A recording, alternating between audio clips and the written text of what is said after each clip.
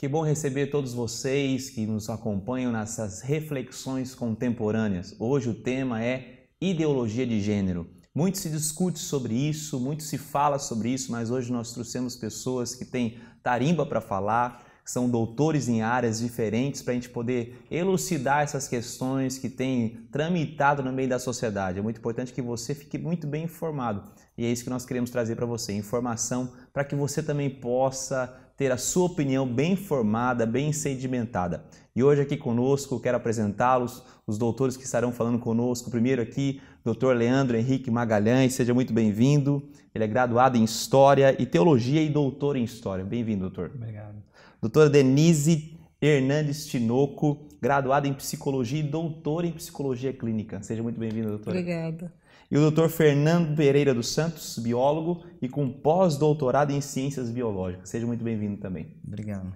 Quero agradecer a presença de vocês todos aqui para a gente elucidar esse assunto que tem se falado muito na sociedade. Inclusive, o governo federal delegou os municípios para decidirem a ideologia de gênero dentro dos currículos das suas escolas. Por isso que está se debatendo muito ultimamente isso a nível de município. Isso é importante que todos os cidadãos tenham a capacidade de dar as suas decisões. E aqui a gente está realmente para ajudar você a formular melhor as suas decisões, seu ponto de vista. Mas para começar essa conversa aqui que nós vamos ter, a gente tem que começar definindo o que é ideologia de gênero. Então, doutora Denise, eu queria chamar você para nos dar essa definição de o que seria ideologia de gênero. Então, ideologia é um conjunto de ideias, geralmente relacionados à política, ao mundo social, certo? É um termo utilizado aí exatamente para caracterizar que gênero é alguma coisa ligada ao social e à cultura. E isso não é verdade, tá? Gênero nós temos dois, né? O homem e a mulher, sabe? X, mulher, XY, homem. E isso dá uma grande diferença, tá? Não só biológica, né? Não só diferenças que nós temos no nosso corpo, né? Como a mulher tem um ovário, tem um útero, tem seio, tem mais tecido adiposo, certo? Homem tem uma musculatura mais desenvolvida, né? Vai ter pênis, vai ter testículo, vai ter próstata, entende, né? Então, são diferentes em termos de força também, em termos de inteligências múltiplas, né? Como é que elas foram se desenvolvendo ao longo da história da espécie. Por isso, não tem como transformar isso, gênero, em ideologia. Ou seja, a ideologia de gênero estaria baseada na cultura, a cultura que falaria para o homem ou para a mulher o que ela realmente é. Pois é. Seria isso. E isso é jogar fora, jogar no lixo todas as pesquisas científicas, né, dentro das ciências naturais que nós temos aí, tanto de um ponto biológico quanto de um ponto psicológico. Verdade. Doutor Fernando, então, baseado nessa pequena definição e rápida definição que a doutora Denise nos trouxe, quais seriam então as principais diferenças genéticas entre um homem e uma mulher, só para nos elucidar essas questões? No aspecto biológico, se a gente for levar em consideração desde a concepção, então mesmo antes da gente ter a mórula, o primeiro aglomerado celular que a gente tem no desenvolvimento embrionário, já começa com essa combinação genética. Então a gente tem o cromossomo X, o cromossomo Y. Como a professora Denise colocou muito bem, se eu tenho a combinação X e X, feminino, X e Y, masculino. E o importante é assim, a partir dessa concepção, desse aglomerado, vamos dizer assim, de célula, começa toda uma diferenciação celular que, consequentemente, vai cada vez mais se distanciando. Então, se a gente pegar dentro da espécie humana, como outras espécies também, a gente tem o que a gente chama de dimorfismo sexual. E por que que tem isso daí? Já justificando a questão, cada sexo ele tem uma forma diferente, o que a gente chama um fenótipo diferente. Ou seja, dimorfismo seriam essas diferenças. Essas diferenças, certo. Não só no aspecto físico, como também no aspecto fisiológico e também no aspecto genético. Então, você também está falando do aspecto fisiológico, genético. Então, quais seriam as diferenças hormonais entre eles? Basicamente, a gente tem dois grupos de hormônios, se a gente fosse colocar nessa questão. Os andrógenos, que daí voltados mais para uma concentração maior no sexo masculino, e daí os estrógenos para o sexo feminino.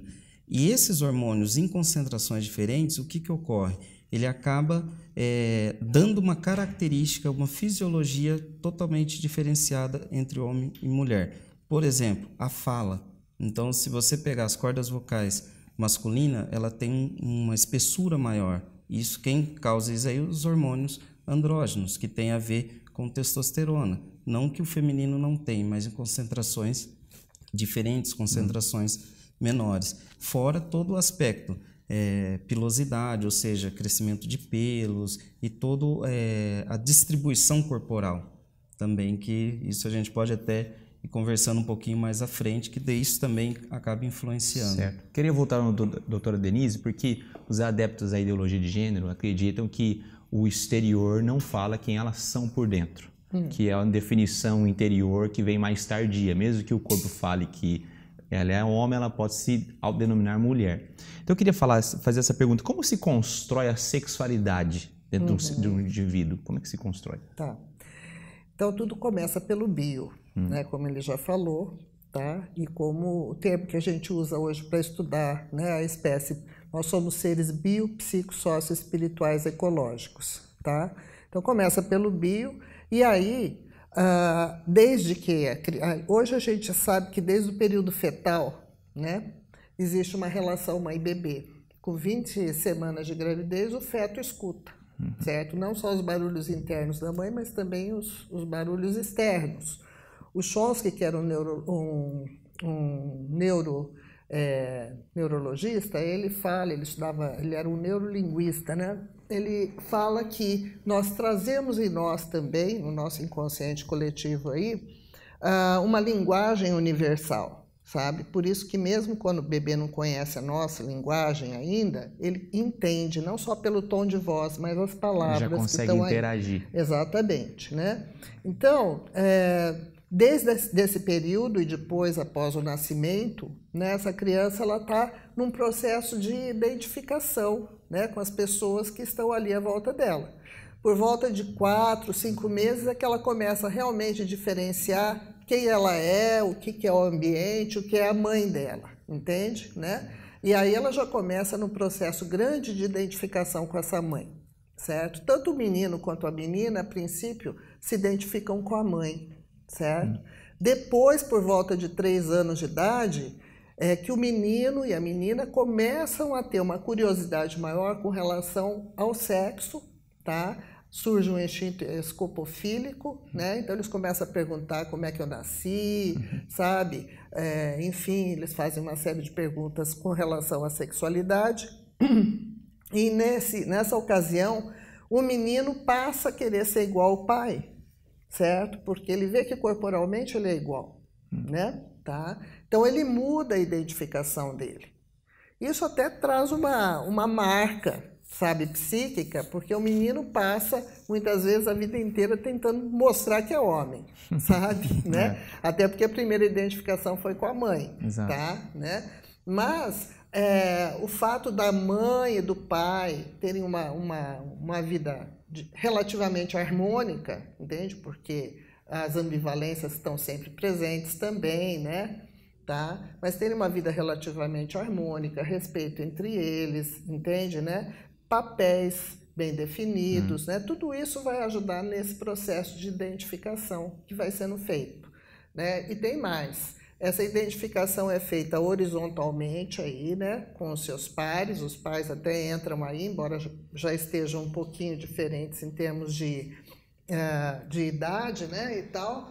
Mas verticalmente isso é feito transgeracionalmente, isso é, valores, enfim, as coisas mal resolvidas na família, o narcisismo, entende? Os tabus, tudo isso é passado através de uma transmissão como se fosse uma psíquica. herança que a criança recebe. Exatamente, né? Vai sendo passado de bisavô, avô e tal, né? Certo? Então, a sexualidade ela vai se formando com todas essas questões juntas aí. Muitas vezes uma situação mal resolvida, psiquicamente falando, não é biologicamente falando, lá atrás com o bisavô, certo, né? ela vai sendo proibido, ninguém fala, é tabu e tal, de repente explode na criança, certo? Né? E aí, às vezes, numa sexualidade mal definida, entende? Né? Onde a pessoa não conseguiu construir direito uma identidade sexual. Por isso que às vezes a pessoa fala, eu tenho um corpo masculino, mas eu me sinto mulher. Tá? Né? Então, é complexo a formação da sexualidade de um indivíduo. É complexa. Envolve muitas questões aí. Envolve muitas questões. Então né? tá, eu queria ir para o doutor Leandro aqui. Doutor Leandro, nós vamos fechar esse bloco, mas eu vou deixar a pergunta já com você. A doutora Denise está falando sobre essa família e a gente tem que colocar esse adjetivo ao lado, a família tradicional, porque hoje existem muitas famílias, mas a importância da família tradicional na formação do indivíduo. Então, quando a gente voltar no próximo bloco, o doutor Leandro estará conosco aqui respondendo qual que é o papel da família tradicional, aquela que tem o pai, a mãe, homem, uma mulher, na formação de um indivíduo, colaborando com a colocação da doutora Denise. Fique conosco.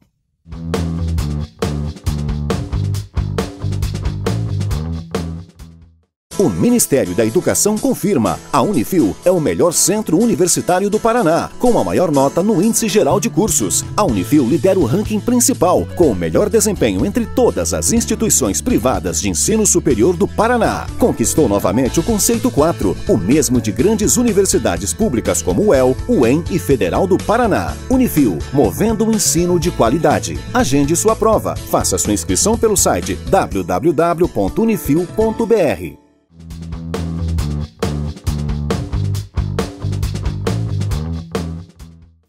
Estamos de volta com Reflexões Contemporâneas e hoje o tema é ideologia de gênero. No primeiro bloco, estivemos discutindo aqui com a doutora Denise, o doutor Fernando, sobre as questões psicológicas por trás desse tema e eu deixei uma pergunta no ar para o doutor Leandro.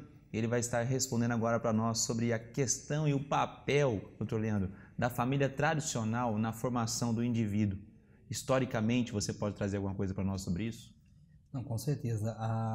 O papel da família hoje ainda é fundamental, né? A gente ouve bastante questionamentos dizendo que, né, podemos relativizar o papel da família, mas eu creio que não e penso que não. Mesmo quando a gente vive numa sociedade onde nós temos o papel da mulher muito transformado do que era, por exemplo, há 2, 3 gerações anteriores, né? A gente vê a mulher ocupando espaços, ocupando posições na sociedade, mas isso não tira da mulher, por exemplo, a importância do papel de mãe. Né? A gente percebe a importância da mãe, né? A que está no lar, que está ajudando a cuidar, né, das crianças. O pai tem um papel, claro, nesse processo, mas se não é a mãe, né, no cuidado, né, com os filhos, ajudando nessa educação que vem de casa, que vem do lar. Eu vejo que muitas vezes, por conta desse transformar do papel feminino que aconteceu nas últimas décadas, muitas mulheres acabam abrindo mão desse papel de mãe, né? E nós começamos a enxergar lares desestruturados, porque a mulher abre mão desse papel, mas o homem não assume, que o homem ele tem um outro papel, né? Que a nossa sociedade, apesar de entender também que o homem está mudando seu papel na sociedade, ele ainda tem um outro olhar, né? E a mulher muitas vezes ela abre mão desse papel de mãe, né? Que está gerenciando e cuidando da casa, e o homem não assume esse papel. E nós começamos a enxergar o quê? Né? As crianças sem aquelas referências da casa, sem aquelas referências do lar, que é fundamental para a construção, né, da identidade, né, do que a criança vai ser em sua história individual e dentro daquela família.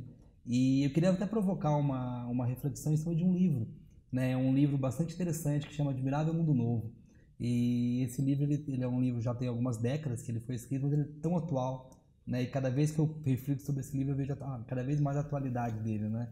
Que é um livro que pensa numa sociedade futura onde não existiria família, né? E onde as crianças elas nasceriam, né, independente das relações sexuais, né, como nós temos hoje, elas nasceriam de uma outra forma, e essas crianças estariam sendo cuidadas pelo Estado, e à medida que elas crescem elas se tornam pessoas independentes. E não tem a família, né? Então a gente percebe a falta de valores nessa sociedade, uma sexualidade muito precoce, né? Se eu não tenho família, então eu já não tenho, por exemplo, incesto, porque não tem família, né?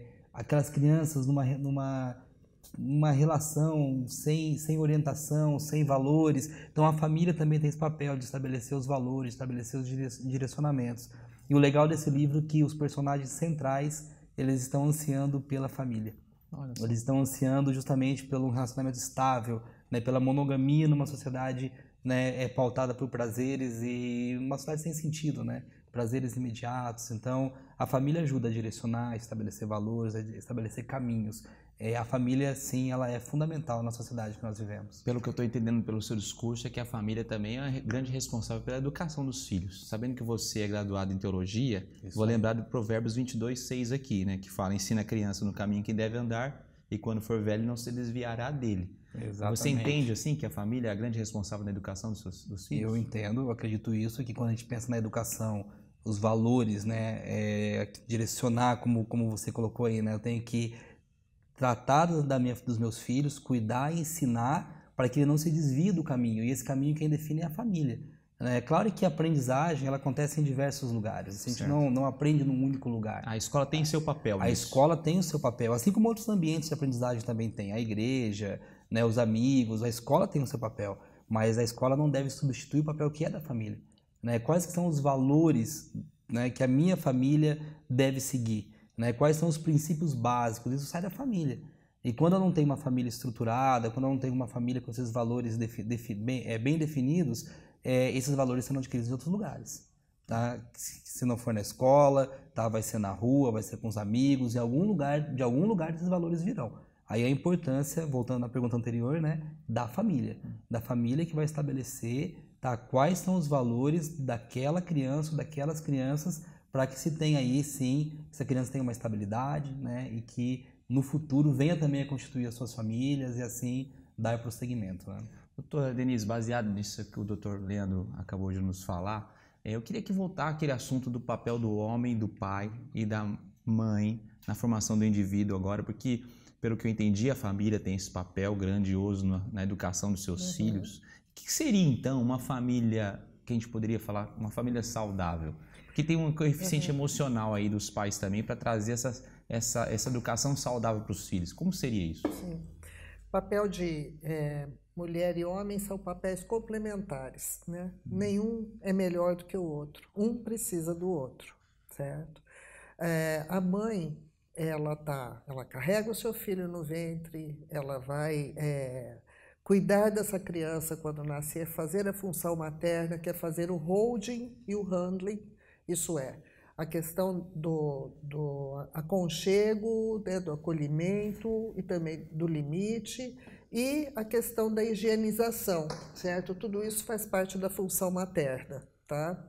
A função paterna pode ser exercida tanto pelo pai quanto pela mãe, mas só que quando um bebê nasce, ele conhece o cheiro da mãe, sabe? Nossa. Como os outros animaizinhos, né? Então, a mãe é um continente para o bebê. É super importante. Conhece a voz da mãe. Parece-me que o filho, a criança até certa idade, pensa que é uma pessoa só com a mãe, né? Exatamente, até 4, 5 meses, né? Tá? E a função paterna, né, ela entra com muita força na vida da criança, não que antes o pai não tenha importância, mas por volta de 2, 3 anos, né, porque o pai traz a cultura, como ele estava falando, sabe? O pai traz os valores, né, sabe? Os valores que estão aí na sociedade, mas que foram construídos por nós, né, ao longo da experiência da espécie, para nossa sobrevivência, certo, né? Nós criamos uma série de valores, né? Nós, enquanto espécie, somos frágeis, sabe? Né? Os nossos órgãos sensoriais são mais limitados do que em outras espécies. Por isso, nós precisamos muito um do outro para poder sobreviver. Um bebê não sobrevive sozinho no primeiro ano de vida, mas de jeito nenhum, né? Então, ele precisa de alguém que cuide dele, sabe? Né? O Leandro estava falando aí da modificação que ocorreu nas últimas décadas, né, do papel da mulher. Realmente, após as 2 grandes guerras mundiais, no século XX, a mulher teve que assumir cargos porque tinham poucos homens na Europa. Imagina que no final da Segunda Guerra Mundial tinham meninos de 12 anos indo para a guerra. Então, as mulheres realmente precisaram assumir aqueles lugares. Isso também foi de encontro com o desejo delas, entende? Que queriam ganhar dinheiro, queriam mais independência e tudo mais. Só que, com isso, o papel de mãe ele foi deixado para as creches, sabe? Quando muita sorte a criança tinha uma avó que cuidasse, né? Tá? E isso fez uma diferença danada, né? no desenvolvimento psíquico das pessoas, tanto que nos anos 90, os livros do John Bowlby, que foram escritos no final da Segunda Guerra Mundial, pedidos pela Organização Mundial de Saúde, que mostravam a importância da família, começaram a ser resgatados. Por quê? Porque nós estávamos encontrando adolescentes, hoje já adultos, né? Borderlines, isso é, no limite entre a psicose, a psicopatia e a neurose, certo? Por quê? Porque não conseguiram construir direito um princípio de realidade. Por falta de uma das referências. Exatamente. Não conseguiram construir direito o princípio de realidade, não conseguiam lidar com frustração, entende?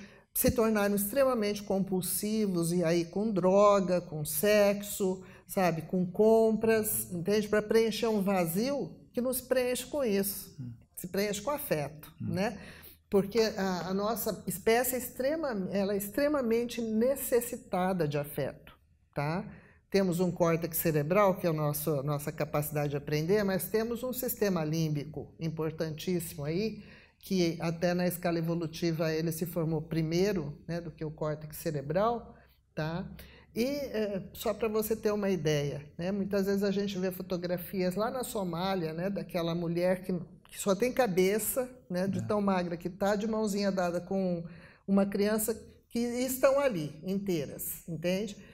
E aí você vai muitas vezes no hospital, né, uma criança foi internada lá, tá? Não pode receber visita dos pais, hoje já pode, graças a Deus, mas um tempo atrás não podia. Ela entra em depressão anaclítica, certo? Mesmo tendo comida, mesmo tendo medicamento, tudo, ela entra em depressão anaclítica. Uma situação muito melhor do que a outra criança da Somália, exatamente. E se não tiver alguém para fazer a função materna, sabe, pegar no colo, embalar, acariciar e tal, essa criança entra em marasmo e morre.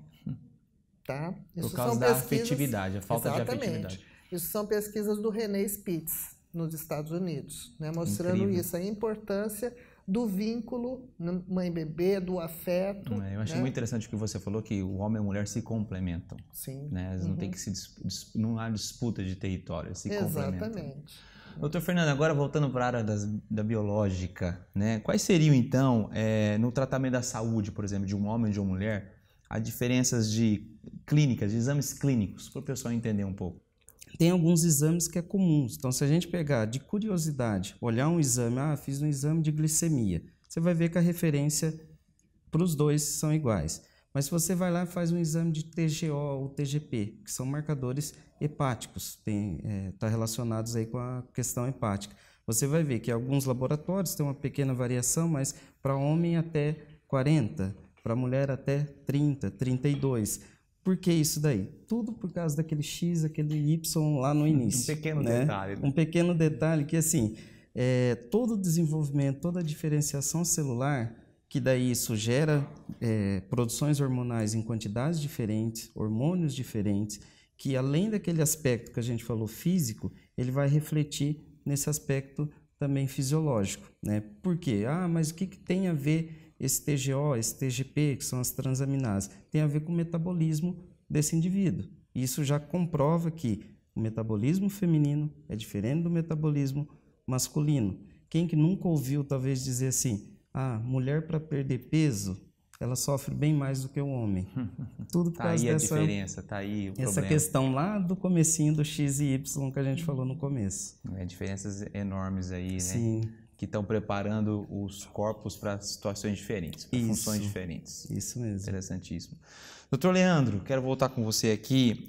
Hoje existe muita discussão da ideologia de gênero sobre a questão também da feminicídio, por exemplo, a violência à mulher, e muitos adeptos da ideologia de gênero acreditam que trazendo esse aspecto para dentro da escola, principalmente para as crianças, no aprendizado das crianças, isso vai redundar em uma menor taxa de estupro, menor taxa de violência a mulheres, tal. Realmente isso seria o caso, isso trazer essa sexualização para as escolas, para as crianças? Será que se vai ter esse propósito, essa finalidade vai ser alcançada mesmo?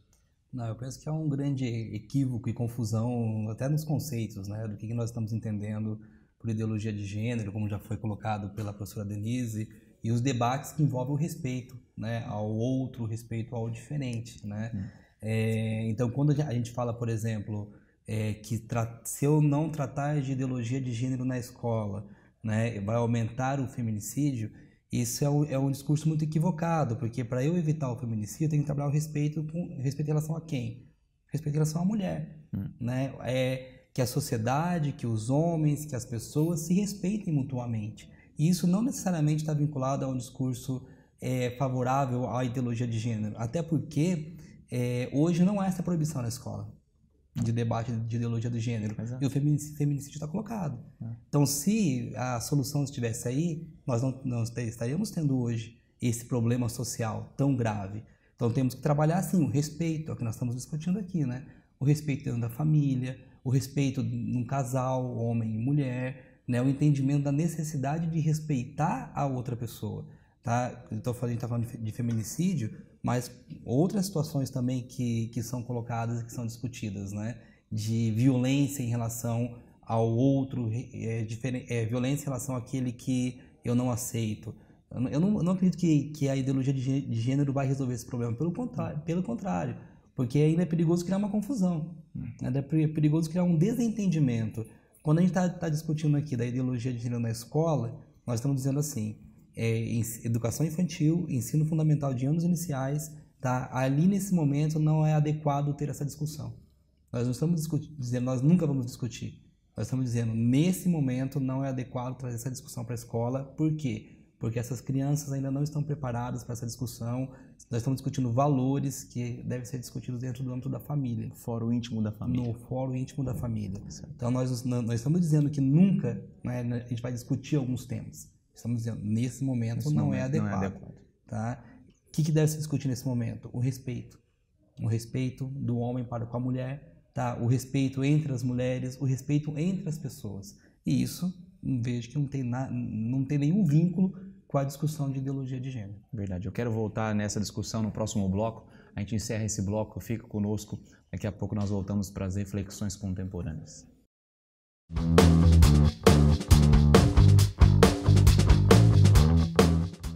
Quem tem um pet sempre quer o melhor para o seu amigo. Por isso, segurança e cuidado são essenciais em todo o tempo. Unifil Pet, plano de saúde animal, é ajuda garantida nas horas que seu bichinho mais precisa. Desenvolvido por especialistas em medicina veterinária, o Unifil Pet oferece várias coberturas. São 3 tipos de planos para cães e 2 para gatos. Todos os planos garantem ampla cobertura preventiva, proporcionando mais saúde e qualidade de vida aos pets de todas as raças. Unifil Pet, o plano de saúde com pedigree.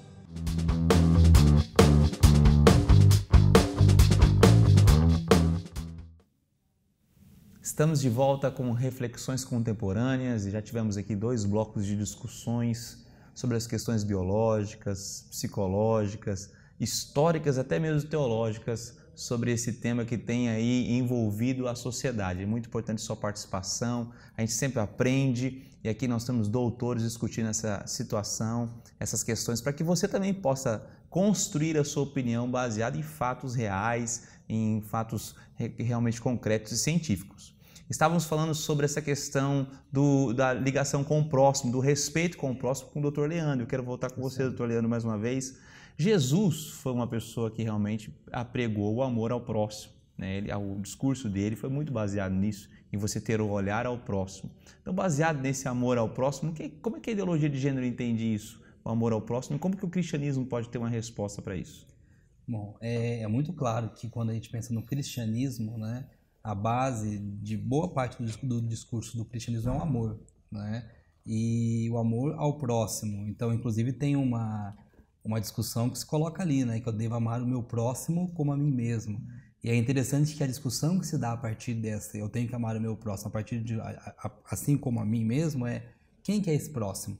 Quem que é o próximo que eu devo amar, né? E Jesus Cristo é muito claro, o meu próximo são todas as pessoas que estão próximas a mim, ou até aquelas que não estão tão próximas, que estão distantes. Eu tenho que amar a todos. É claro que amar a outra pessoa não significa também ser conivente, né? Amar também significa direcionamento. né? Interessante que você colocou, porque não quer dizer que você tem que aceitar as práticas da pessoa, é isso? Exatamente, é a situação do pai para o filho, né? Você ama o seu filho, o fato de você amar o seu filho não quer dizer que o seu filho pode fazer o que ele quer. Pelo contrário, o fato de eu amá-lo tanto, eu vou direcioná-lo, eu vou orientá-lo, né? Para que ele possa seguir os caminhos que, no caso do pai para filho, né? Ele possa seguir os valores, os caminhos que eu acredito que seja certo. Assim também é com o meu próximo, né? Amar o próximo significa também orientar. Amar o próximo também significa, em algumas medidas, quando há essa possibilidade, correção de caminhos. Quantas pessoas não me ajudaram a corrigir os meus caminhos? Né? Pessoas que certamente me amaram, além dos meus pais, além da minha esposa, né? Pessoas que estiveram próximas a mim. Então, o cristianismo ele traz esse sentido de amar o próximo. E é tão marcante isso no Novo Testamento, na Bíblia, que você vê em vários momentos Cristo amando as mulheres, né? Inclusive propondo uma revisão do próprio entendimento da relação que se tinha com as mulheres naquele momento histórico, né? E um exemplo, por exemplo, quando ele encontra uma mulher samaritana, que era uma mulher de uma cultura diferente, que era entendida até como uma cultura inferior, e que até se falava, não, o homem não pode conversar com essa mulher, ainda mais uma mulher que tinha práticas duvidosas, né? Então, mais de um marido, e tudo isso levava a um distanciamento das pessoas em relação a essa mulher. E Jesus conversou com essa mulher, né? E inclusive demonstrou para ela a possibilidade dessa mulher ter uma vida plena, né? Numa sociedade onde certamente isso não era possível. Então veja, Jesus, além de amar o próximo, ele ainda traz novas relações, novas possibilidades.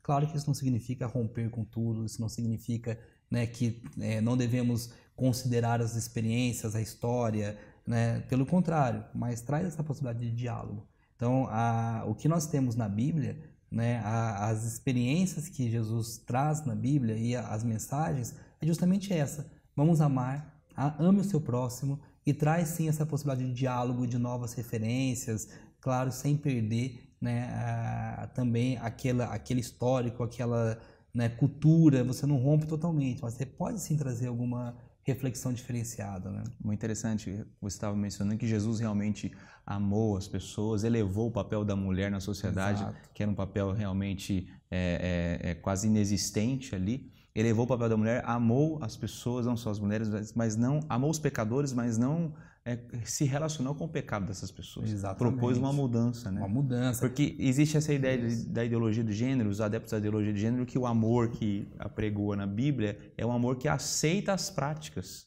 que às vezes são até contrárias ao cristianismo. Sim, não, de forma alguma. Inclusive, em vários momentos, Jesus fala, vá, mas não peque mais. Exato. Né? Eu te protejo, estou cuidando de você, mas mude as suas práticas, né? Então tem essa referência, essa relação, né? Eu te amo, eu te trago para perto de mim, mas precisamos iniciar um processo de mudança, né? Exato. Doutora Denise, eu quero voltar aqui ao aspecto pedagógico da ideologia de gênero que existe por trás. Existem algumas cartilhas, existem algumas estratégias que já estão sendo colocadas em algumas escolas, infelizmente, ao meu ponto de vista, que está tentando trazer essa doutrinarização das nossas crianças, sexualização precoce, né? Inclusive eu tenho aqui um fato verídico de um garoto que mudou de sexo aos 12 anos, começou esse processo de transição, que nem o Dr. Fernando nos esclareceu, até tomando alguns hormônios para transformar o seu corpo masculino para um corpo feminino, e depois de 2 anos passando por esse processo de transição, isso é um fato verídico, ele chama Patrick Mitchell, um americano que implorou para sua mãe para começar a fazer esse processo, porque ele tinha uma confusão de qual gênero ele tinha, então os profissionais falaram assim, então, ou escute a criança. Escutaram a criança, depois de 2 anos ele se arrependeu, então revertendo esse processo. Parece que eles estão querendo trazer isso para dentro das escolas, para dar esse direito para a criança de escolha. O que você tem a dizer sobre isso, doutora Denise? Primeiro que a pessoa, como eu já falei, ela vai construindo uma identidade sexual, certo? Na infância, a pessoa não está pronta com relação a nada para tomar decisão nenhuma sobre a vida dela, né? E mais, se ela tem aí uma dificuldade com relação à própria identidade, né, eu acho que seria interessante ela fazer uma psicoterapia, né, para poder chegar à conclusão, né, de que identidade é essa que ela tem, certo? Né? Aí por trás disso, né, eu acho que existem outras questões, sabe? Né? Existem questões ideológicas muito maiores, né? Onde a ideologia de gênero entra. Né? É só mais um aspecto dessa construção. Exatamente. Né? Eu acho que tem outras questões políticas que envolvem aí, porque enquanto o ser humano tem a sexualidade dele, né? E a nossa sexualidade faz parte da nossa intimidade e tal, né? Nós buscamos também outras fontes de prazer, como, por exemplo, a ciência, a filosofia, a religião, que são a arte, né? São coisas que nós criamos, né? Enquanto espécie. À medida que você coloca a sexualidade de um jeito, né? Como se fosse a única possibilidade, né? De prazer do ser humano, você transforma esse ser humano num animal. Tá? Né? Então, ele para de ser criativo, ele para de fazer ciência, ele para de fazer filosofia, ele para de fazer religião, ele para de pensar na política, certo? Né? E aí a gente sabe, né, que o ser humano fica extremamente vulnerável. O caos se instaura. Né? Sabe? A vulnerabilidade toma conta do ser humano. Né? E vai ver isso que está por trás dessa construção toda. Deixar o ser humano cada dia mais vulnerável. Cada vez mais vulnerável, né, para poder dominar, para poder controlar.